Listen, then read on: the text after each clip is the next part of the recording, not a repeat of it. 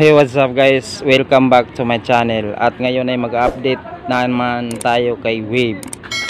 Kasi may nangungulit sa messenger ko, nagpapasend ng picture ni Wave. So, shout out sa iyo tol. Ito na yung ina-upgrade natin na Wave. Hindi pa talaga nabuo si Wave.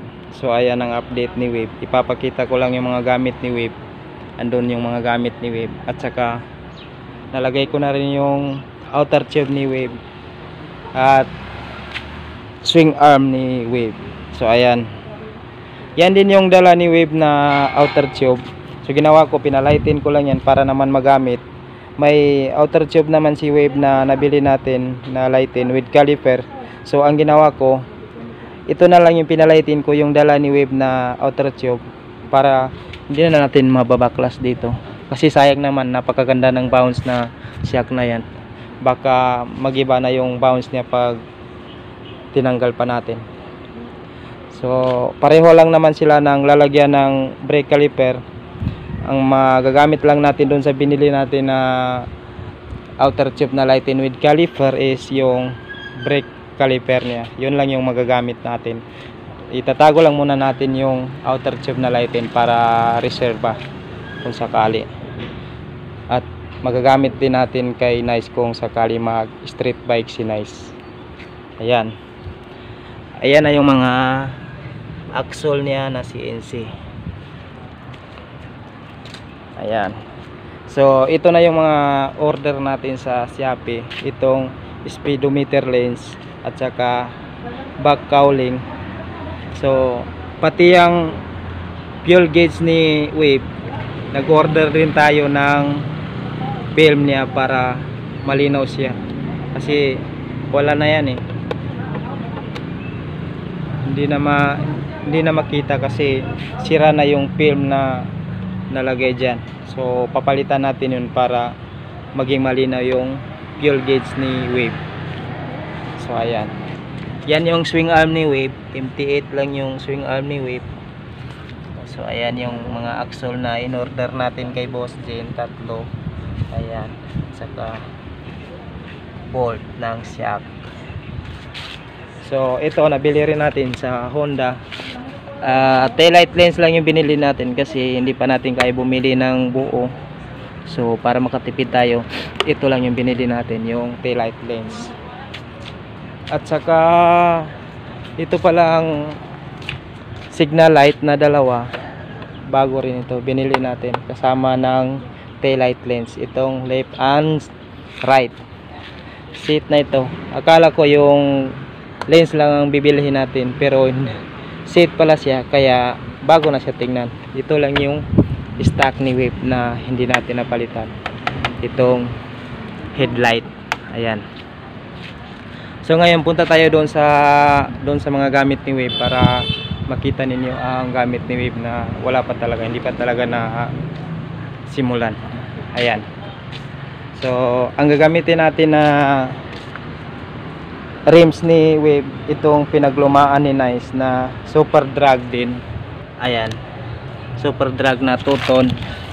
So ito yung gulong niya, napakalaki, pero hindi natin to gagamitin kay Wave kasi napakalaki. Street bike nga si Wave. Ang pangit ng street bike pag napakalaki ng gulong. Isang beses ko lang ito nagamit nung mag endurance kami doon sa Ormoc, 1000 endurance challenge. So ayan, tago lang natin yan. At saka yan yung seat cover ni Wave. Ayan yung seat cover ni Wave. At saka may mga samurai paint din tayo kasi yung mga gamit ni Nice na mga pinalitan natin, yun ang gagamitin natin kay Wave para makasave tayo. Ito yung mga gamit ni Nice na gagamitin natin kay Wave. So gagawin natin, pipinturahan lang natin yan para magamit natin kay Wave. Kasi yung mga gamit talaga ni Wave, hindi na talaga magagamit yun kasi wala na, kinalawang na talaga yon. At saka hindi na magagamit. Yung iba kasi naputol. So yung mga stock ni Nice na lang ang pipinturahan natin para magamit ni Wave. Ito naman yung hub seat ni Wave. binili ko ito sa kasamahan namin ng 1.5 rim set yan. 1.5 ang bili ko, kasama na yung brake panel, pero binaklas ko kasi yung rims niya is stock lang. So ginawa ko, binaklas ko kasi plano ko na praktisan ko itong ilightin. Subukan natin ilightin kung kaya ba natin maglightin. Ayan, practice lang tayo. So may guide na yan para may palatandaan tayo kung saan natin titirahin. So ito, may mga marka na rin dyan kung saan yung bubutasan natin. Ayan, i-update ko lang din kayo kung ilalightin na natin yan, kasi ipapractice pa natin kung kaya ba natin maglightin. Kasi nasubukan ko maglightin sa kay Nice, sa grab bar ni Nice. Ako yung naglightin. So sabi ko, subukan ko rin sa hub seat ni Web, kasi nakaya ko maglightin doon. So posible na hindi ko makakaya dito, kaya kailangan natin praktisan para ma-solid naman yung pagbibuild natin kay Wave. So ayun, ipapakita ko sa inyo ang center stand at saka side stand na gold dati ni Nice. So ngayon pininturahan ko siya ng samurai na itim. So ito na siya ngayon, ipapakita ko. Puntahan natin. Ayan, ayan na yung center stand. Ayan, ayan yung dating hing na gold. So ginawa ko, pininturahan ko ng samurai. Napakalinis. Wow. Oh.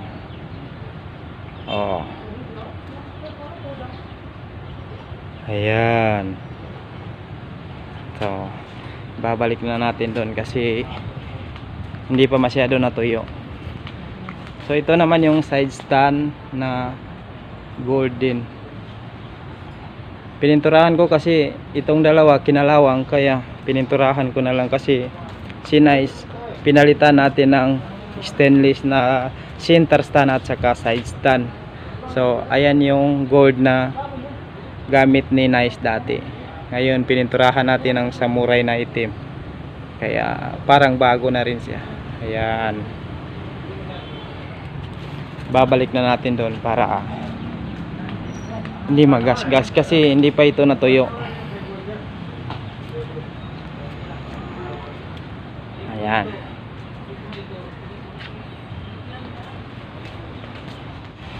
So itong hub seat ni Wave, ipapractice natin mamayang gabi kung sakali masauli yung grinder ko, kasi hiniram pa nila pati yung barina. So pag nakuha ko yon, i-update ko lang din kayo, kasi ipapakita ko din sa inyo kung paano ko ilalightin yung hub seat ni Wave.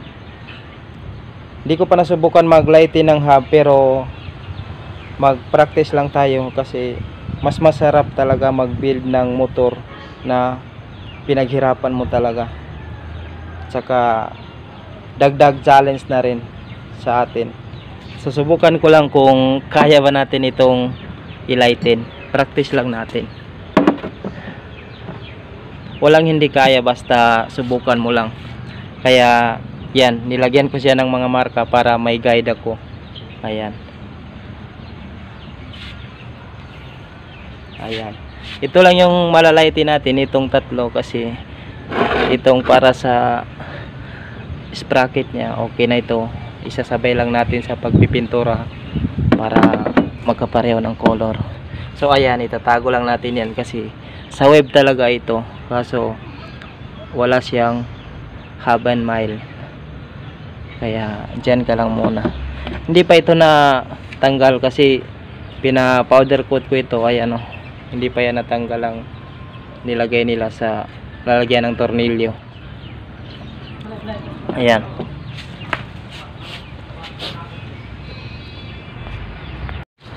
So dito ko na lang tatapusin ang vlog na to kasi may bisita ako. Ayan, nagkakape. So if you like this video, please like, share, comment, at kung hindi ka pa nakasubscribe, pinutin mo na rin ang subscribe button at isama mo na rin ang notification bell para updated ka sa mga kabaliwan kong ito. So, alright. Bye tol. Kape muna kayo dyan kasi mainit na mainit pa yung kape. So yun lang, i-update ko kayo sa paglalighting natin sa hub seat ni Wave. So, alright.